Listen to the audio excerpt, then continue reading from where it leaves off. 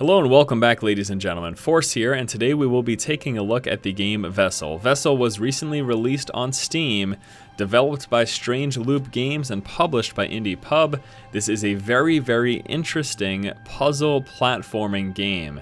You're going to notice a little bit of a storyline here as we go from picture to picture. Essentially, you're an inventor who came up with these water people. And these water people are able to move around, and based on the gameplay, they hate lights and they love to step on buttons. And you're going to notice all of that come into play once we actually get into some gameplay here. So first and foremost, these water people are created at these contraptions here, and at the very beginning you're given kind of an introduction and just shown the types of mechanisms that they come out of. So you're going to see this water person all of a sudden be created here out of this little machine. You see the bucket drops down, and then all of a sudden we're like, what's going on? Machinery is turning, and oh look, it's a water person. So the water person appears, and they're cute with their single eyeball and spiky hair, and they love stepping on buttons because they hate lights. But as such, you have been locked out of your workshop. Oh, woe is me. The game immediately throws you into some problem solving. You'll be faced with various levers, buttons, and mechanisms that will be obstructing your way to continue along the level. Very linear, of course. This isn't exactly an open world game, as platformers or puzzle solving games typically aren't. But again, you'll be confronted with all these little obstacles, and pretty obvious stuff here in the beginning. Okay, so I obviously want the green light to be up and the red light to be down. That way I can make my way across. And it utilizes inertia, gravity, motion in the game, and also some very interesting water physics as well, and you're going to see that come into play later down the road. Now, in this video, what I want to do for you guys is just show you some of the various puzzles. That's it. Simple as that. I'm just going to let you take a look at some of the various puzzles that I came across here. So the first one, again, we're at the beginning, nice and simple. Just going to utilize water to flip the lever. And I thought if I went all the way to the top that it wouldn't do that, but I was wrong. I was hoping it would just overshoot, because I had it green the very first time. I was like, oh great, I could go, but let me try to raise it all the way up, and I just ended up prolonging my experience at that particular puzzle. The next puzzle coming up, this is where we actually get into the creation of water people. And I am certain that these water people have a real name in the game. I unfortunately don't know what it is. So what's happening here is we're going to be turning this lever, which is going to help pump water through the pipe down into the contraption that creates the water people. Once the light that you're going to notice below me turns white, it means you're able to actually go down and activate it. As you'll see me do here. So now it turns on the machine, and as such, we are presented with a water person. Hello, water person. And the first thing that they're going to do is they're going to find the nearest button with a light and step on it. I don't know what it is exactly about those light buttons, but they just despise them. So he first takes care of that one, and then he goes to this one. The idea is that you're going to utilize these water people to shut off buttons that you do not want on. And this will allow you notice that button, what it does is it of course got rid of the blockade at the bottom of the level. And then we move on. So again, starting off nice and simple. Here's an example of a little bit more of a complex one. I've got this gear at the bottom and this mechanism on top that turns the gear depending on which way you pass through it. So what I'm doing here is utilizing the fact that the water person hates lights and buttons to go from one to the other in a path that is going to turn the gear in the direction I need it to go. If I were to turn that left light on all the way before turning on the bottom light, he would just path all the way to the left and turn the gear the opposite way. So it's just about making sure that he's always pushing the gear in the right direction so that I can go on through.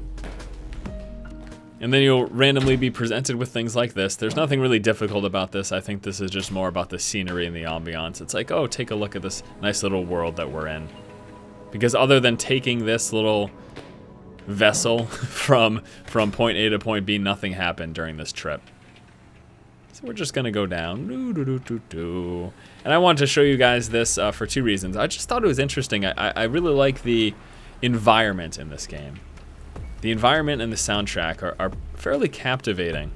Obviously this isn't the most graphically intense game, and it's not meant to be. It's a platforming, puzzle solving game, but just the whole scenery, the whole environment, the ambiance, all of that stuff I found pretty intriguing. And that is why, specifically, that I left this in here. Now we're going to continue to push this along because we will be shortly presented with another puzzle. And now it's a matter, okay, how do I get past this blockade? Well, I'm going to push this button, turn the light on, and he's going to be like, oh, I hate lights, let me step on it. But then I realize, okay, so I can continue to go, but it looks like I do need my vehicle, which is back there. So I'm going to move on down. And unfortunately, I stepped on him, which was saddening. But I'm going to push the button again, and another water person will come from the cavern and step on the light. Now I must hurry across. And it got pretty close, but I was able to sneak on through. So halfway through this little ride, there was that little puzzle, and again, that's just something I wanted to show you guys. On to the next puzzle. This is actually where we are introduced with what is known as seeds. This is kind of another aspect of the gameplay. So, as you've seen so far, we have created our water people through these mechanisms, through these machines. And that's the only way we've been acquiring water people. Well, making seeds is another way to acquire water people kind of on the go. And this is where we're going to actually be first given seeds. So he was stepping on the light, which I didn't want him to do because I'm trying to get that needle in the center to go through one of the water people. We will do that here. Great, now he is stuck in place, and now it is time to extract his DNA. Kind of creepy, actually. A little bit, a little bit off-putting, but that's okay. And we will turn this gear to get what we need from the water person. And then take that, power on the machine, and get what it is that we require from him. And this is going to be, again, our introduction to seeds in the game. And seeds just throw another dimension into the complexity of puzzle solving. And this is something that, as you assume, is going to continue to progress as you make your way through the game. More and more things will be added to it to increase the complexity. So here are seeds. You can drop and grab them with E, you can check out your inventory with Z, and you can deploy a seed with Q. And now with that knowledge, we go on to use seeds. So the next area that we're gonna come up with, here's a little journal entry, and there's actually various journal entries that are displayed whenever you are introduced to a new mechanic in the game. So I was stuck at an area where there were buttons on top, and there were no seed machines, there were no water person machines nearby. So this required me to use the seed to create them. The seeds in and of themselves will attract any nearby flowing water, and then if you stand there long enough, they will turn into a water person. How glorious, huh? So here's another example of that. We've got a button with a light on the other side, a tube, and a swinging rope. So I must drop seeds through the tube, let these seeds acquire water, and then when a water person is created, they will jump on the button, and then I can go down. There you go. Problem solved, huh? And again, more examples. Any nearby flowing water, seeds will be attracted to. So if you see nearby flowing water, drop a seed, because chances are good that you're coming up to a area that will require a water person to assist you through. And there's a quick little look at the game, guys. I just wanted to show you a few of the puzzles that were in the game. I wanted to give you a general idea of the gameplay, the ambiance, and the feel behind the game. You know, I have to be honest, for someone who doesn't normally play, I feel like I say this every time I cover one of these games, but these aren't the typical standard games that I play, but this was a lot of fun.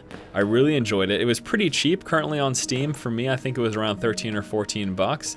And if you like platforming and puzzle solving games, I would take a look at this. I found this quite enjoyable I played it for about an hour and a half to 2 hours. Thanks so much for watching, guys. Hopefully you did enjoy this. As always, if you do like the content, be sure to subscribe to the channel. Stay tuned in the future for more videos like this, taking a look at newly released games and all sorts of fun stuff. Thanks again, guys. Keep watching and keep owning.